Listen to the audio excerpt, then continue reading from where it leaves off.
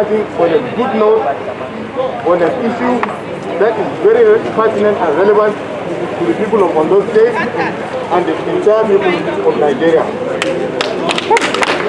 Our party is very, very grateful that we have capable, loyal, patriotic members of the party like this who are showing interest in taking leadership positions under the banner of our great party. So we thank His Excellency very much, and we encourage you to go ahead with the campaign of yourself as well as our party for the good people of Ondo State. Thank you very much. Let's welcome. Woo! I thought you could present flag or whatever. So just present any idea. Any idea? No. This one. Okay.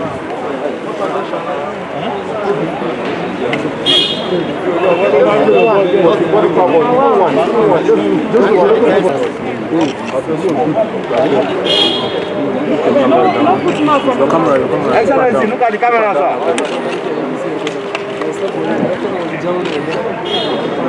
Thank you very much. Gentlemen of the press, I want to glorify God that made today possible. This is a day I've been looking forward to for many years, for me to be launched into the political space of Nigeria and Ondo State in particular.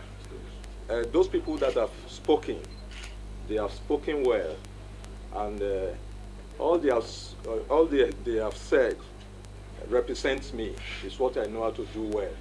And I've been doing it, for example, the widows, for instance. We've been, myself and my wife, we have a family foundation called Elizabeth Foundation.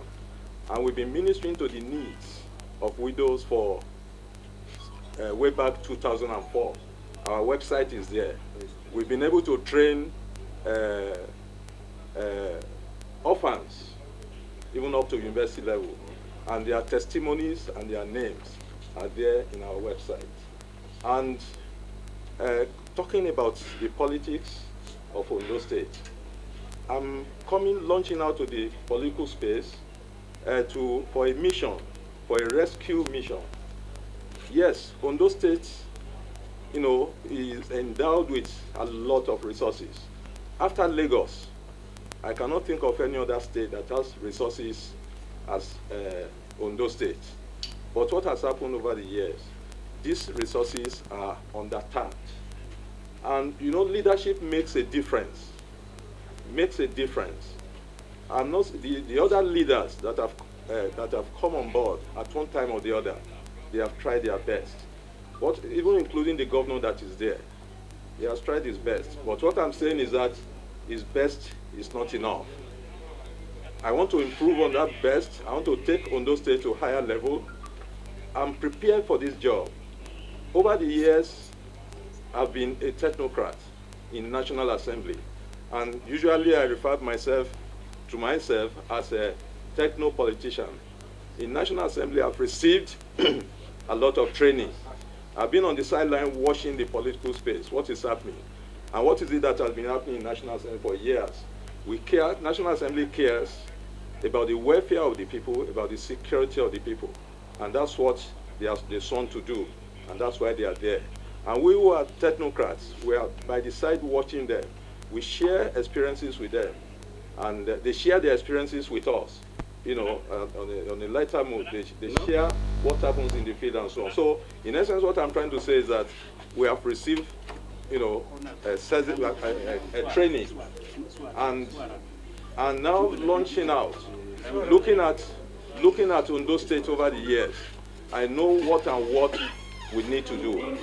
If Ondo State gives me their mandate, I am going to launch out immediately. I'm not going to wait for weeks or months before I put up, begin to execute my manifesto. My manifesto is people friendly. For instance,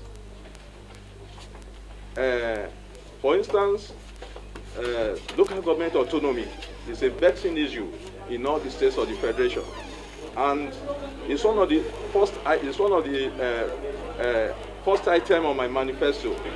I'm going to grant local government autonomy, financial autonomy to local government, because I believe that is the third tier of government is the government of the grassroots, and the statutory allocation of local government, if that money is spent in a local government, then the economic tempo of local government will increase. The pervasive poverty we are witnessing in Ondo State today will not be. It will be a thing of the past. So, with careful monitoring, yes, oftentimes the reason being given by succeeding governors why local government funds will not be released to them is that, if you release local government to local government, it will be mismanaged. The question is, who are the people managing the resources at the state level? Are they not the same on those state indigene? So if they require training, we will train them. If the manpower is deficient, we engage graduates. And we will do that. And so many things, it has a lot of synergetic effects if local government is expanded in local government. So it doesn't require any additional fund to implement this. It's just a policy pronouncement. Then the youths. Sincerely, I've granted many interviews on this. Our youths are, I'm sorry to use negative word for them, they are rotting away. They are big assets, but they are not, nobody is talking about them. Succeeding government, no special programs designed for them to take them out of their state. So we want to give our youths hope. We want to tell Nigerians and Ondo State in particular that what they thought is not possible in Ondo State is possible. It's going to be a new era of governance. We are going to redefine governance. And by the grace of God, the Ondo State people will be happy for my coming on board at the end of the day. And that's why I will continue to be alive, even to their needs. I think Ondo State every time, and every minute, I think Ondo State. I want to make a big difference.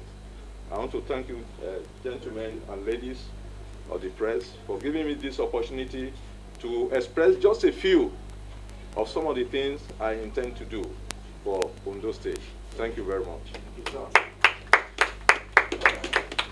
My colleagues, I want to say sincerely, we might not have question for His Excellency, given the fact that two or three other groups here have spoken, which I think form the leads of the story.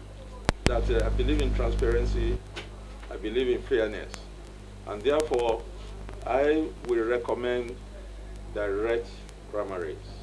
Direct primaries in the sense that nobody will be disenfranchised. People will be allowed to express themselves. I normally refer to this as election before election.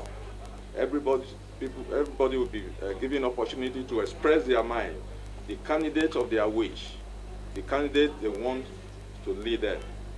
Thank you. Okay. Permit me to stand on the established protocol. My name is Adekola Ajibola. I have known Mr. Olaide Adelami for more than 14 years, and he has a very good record in helping the physically challenged, especially those that he saw talent in them and is willing and ready to take them out of the poverty mentality and poverty level. This he has done for many years. He has touched numbers of vulnerable people, especially the physically challenged, where I cannot even mention figures. I've lost figures. And on behalf of them, there are like hundreds of them out there waiting to enter, but there's no way for them to enter. So I hereby say to everyone that Adelami Olaide is a man that fears God. He's a man that has the heart of gold. He's a man that has been using his resources for over 20 years to alleviate poverty in his immediate community. And I believe that if this man is being given this opportunity to lead the masses, he's going to do more than what he has been doing over the years. Yes. So on behalf of people living with disability, I hereby present this form to Mr. Olaide Adelami, MNI. to the glory of the Lord. And I pray, definitely, that Olaide Adelami, come October 2020, he will be the next governor of Ondo State. Amen. Enough is enough for people living in poverty. Enough is enough of the agony that is happening in the state. Enough is enough for all manner of evil that is happening in this state. This man is here to rescue the people of Ondo State. Thank you. Good afternoon, everyone. Good afternoon, everyone. Please, I'm here to testify about I am Mrs. Nkechi Okereke. I want to testify of this, my uncle, Adelami, that he is a born leader. He picked us, I am a widow, and my fellow widows, he has been bringing us together from time to time.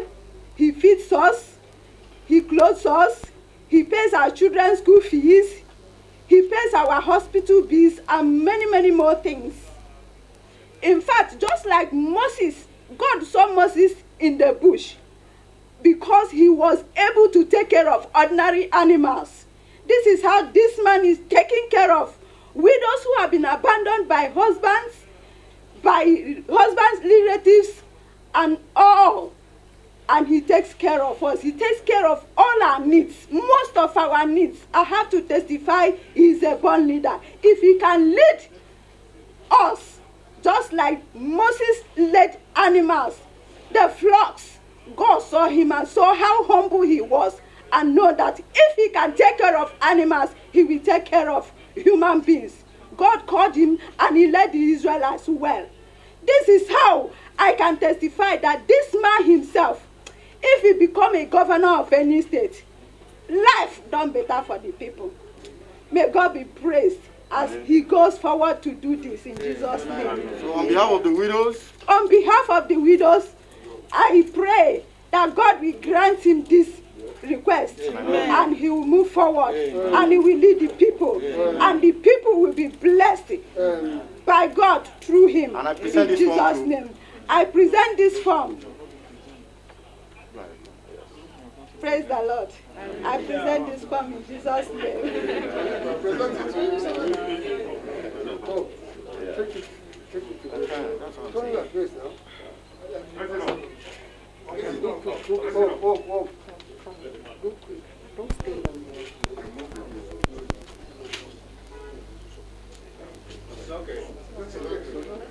Good afternoon, everybody. My name is Comrade Olawale Ogidimbi, and I'm a bona fide indigenous of Ondo State. I have met with the candidates we're presenting today, and we have discussed at length. We've discovered that the incumbent cannot take us anywhere further, and there is a need for a change. And in the process of discussing with him, we discovered that he has the credibility, he has what it takes to be the next governor of Ondo State. That's why we, the Ondo State Rescue Group, consisted of youth students from all walks of life, have decided to gather our widow's might and buy this nomination form for Mr. Adelami to be the next governor of Ondo State. So, in this vein, we want to categorically state that the days of the incumbents are numbered, and the new occupant of Agalagbaka, the State House in Ondo State, come next year will be Mr. Adelami. Please join me together as I call Ondo State Rescue Group. Sir, please step forward and let's present this to you. And I will present this to you by saying, for everything under the sun, there is a season. Your season and your time to become the governor of Ondo State is now. God bless you, sir. Amen. Yeah, the representative of the